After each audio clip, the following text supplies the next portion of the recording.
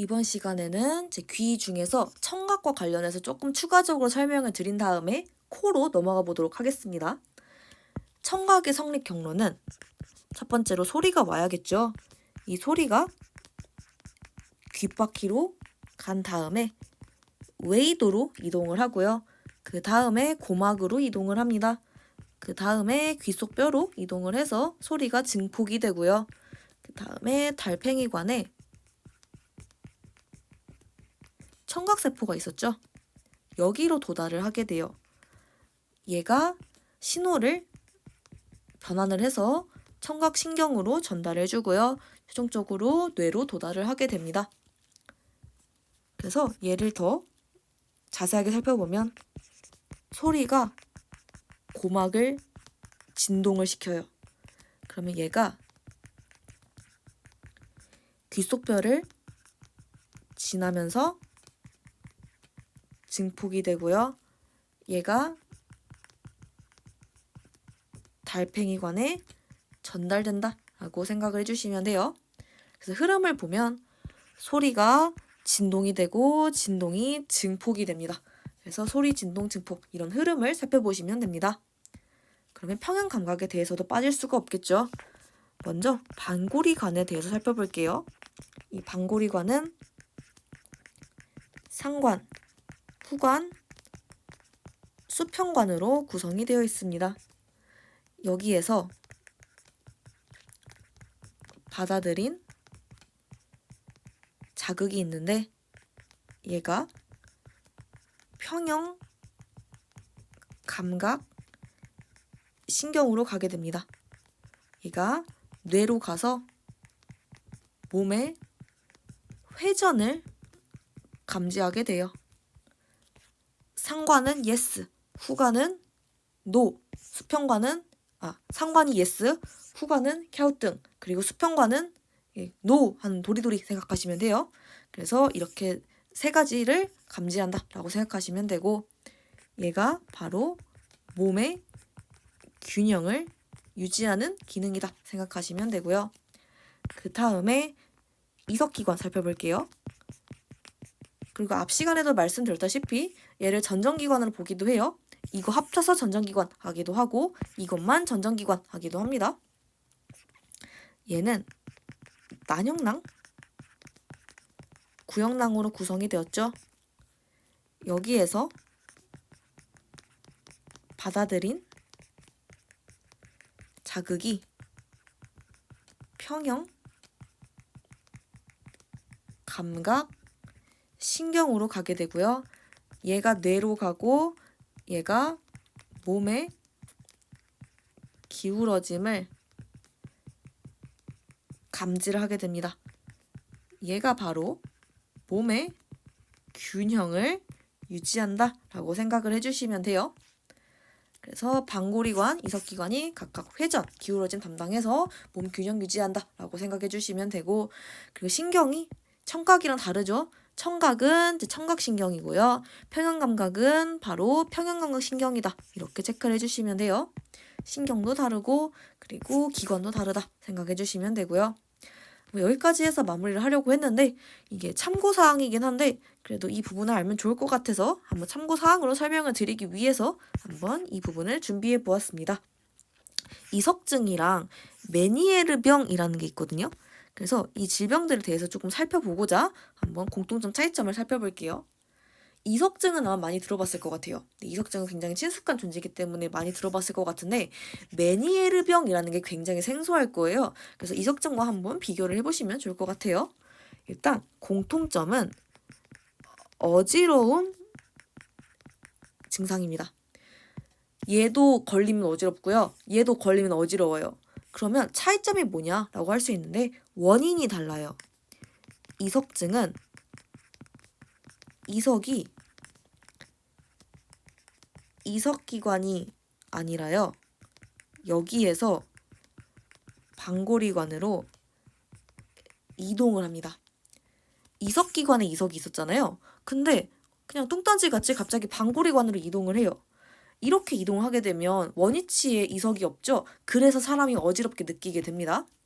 반면에 메니에르 병이라고 하는 건 너무 많은 양의 내림프액이라는 게 있어요. 얘로 인해서 귀 속에 압력이 증가하는 특징을 가져요. 그래서 이석증은 이석이 이상한 위치에 있어서 생기는 거고, 메니에르 병은 내림프액이 너무 많아서 얘가 너무 압력을 세게 가해서 귀 속 압력이 커서 어지럽다라고 생각해 주시면 되는데, 이 내림프액에 대해서 조금 설명을 드리자면 일단 귀의 구조를 살펴봐야 돼요.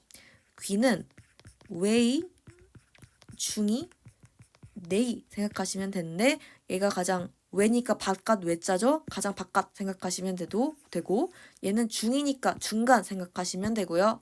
내는 안 내자잖아요. 그래서 내는 안쪽이다 생각하시면 돼요. 근데 뭐 이거 같은 경우는 자세하게 아실 필요 없어요. 일단은 이 내이라는 부분이 중요한데, 이 내이 있죠. 네, 이 내이가 림프액으로 채워져 있거든요. 우리 혈액, 림프액 할 때 이 림프액 맞아요. 혈액, 그리고 림프액 있을 때 이 림프액 맞는데, 이 림프액이 내이에 있잖아요. 그러면 이 뇌랑 림프액을 합해요. 그래서 뇌에 있는 림프액이다 라고 해서 뇌림프액이다 라고 합니다. 그래서 뇌림프액 그냥 림프액의 한 종류구나 생각하시면 돼요. 그래서 림프액이 너무 많다 보니까 압력이 커져서 메니에르병 걸린다. 근데 반면에 이석증은 이석이 이상한 위치에 있어서 생긴다. 이렇게 기억해 주시면 돼요. 그래서 이거는 그냥 참고사항이고 약간 상식적으로 알아두시면 좋아서 한번 준비를 해보았습니다. 네, 그럼 이렇게 해서 귀는 마무리가 됐고요. 그 다음에 코 넘어가 보도록 할게요. 코는 후각을 담당해요. 너무 당연한 얘기죠. 그래서 얘네들의 정의부터 살펴보도록 할게요. 코에서 기체 상태예요. 기체 상태에 화학 물질을 자극으로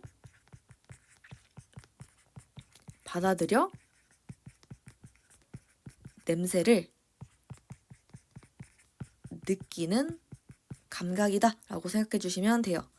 그래서 기체 상태다 이거 기억해 주시고요. 그리고 구조와 기능은 이 그림을 참고해서 설명을 드리도록 할게요. 후각상피, 후각신경, 후각세포 다 나와 있네요. 후각상피는 코 속 윗부분에 존재를 합니다. 그리고 점액으로 덮인 후각세포가 모여있는 세포층이다 라고 생각을 해주시면 되고요. 그 다음에 후각세포가 있는데 얘는 기체 상태의 화학 물질을 자극으로 받아들인다 라는 특징을 가지게 됩니다. 그리고 후각신경은 후각세포에서 받아들인 자극을 뇌로 전달하는 기능을 가지고 있어요. 그래서 이걸 참고해서 이걸 이해해 주시면 되고요. 성립 경로를 살펴볼게요. 얘네들은 처음에 기체 상태의 화학 물질이 오면 얘네들이 후각 상피의 후각 세포에 도달을 하게 됩니다. 그래서 도달을 하게 되면 후각 신경으로 전송이 되어 얘는 최종적으로 뇌에 도달을 하게 됩니다. 그리고 이 후각의 특징이 있어요. 되게 특별한 특징이 있는데 매우 민감합니다. 그렇지만 쉽게 피로해진다라는 특징을 가져요. 그래서 민감한데 굉장히 피곤해지는 게 쉽다라고 생각해 주시면 돼요. 그래서 얘네들을 통해서 알 수가 있는 부분이 같은 냄새를 계속 맡으면 나중에는 잘 느끼지 못하게 됩니다.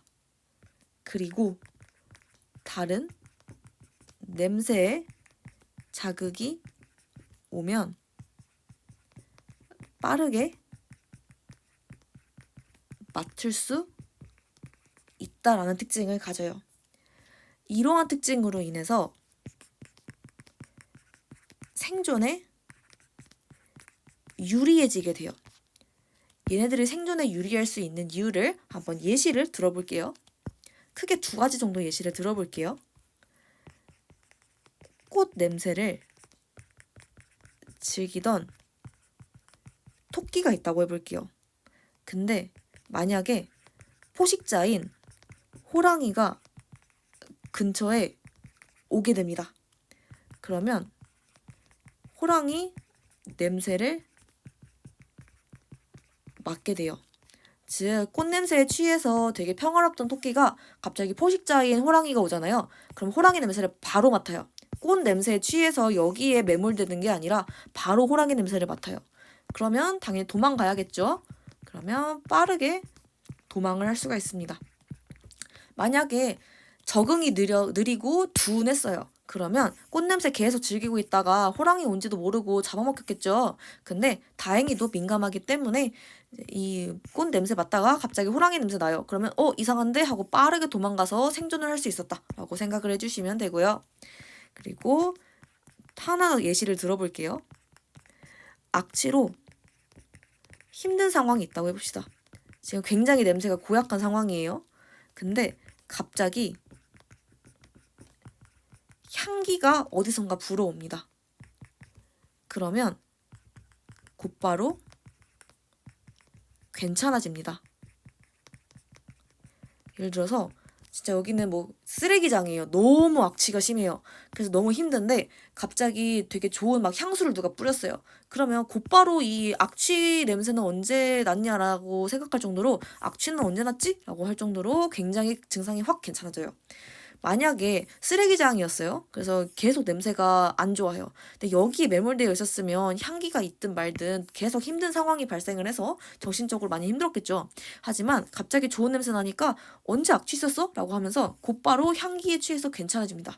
그래서 얘네들도 이제 정신적으로 이제 피폐할 수 있는 상황이었는데 다행히 이제 향기가 나서 바로 괜찮아지죠. 그래서 얘도 어떻게 보면 생존에 유리한 전략이에요. 그래서 매우 민감하고 피로해지지만 다른 자극 오면 빨리 반응할 수 있기 때문에 얘네들은 생존에 굉장히 유리했다라고 기억을 해주시면 돼요. 네, 그럼 이렇게 해서 코에 대해서 마무리하도록 하겠습니다.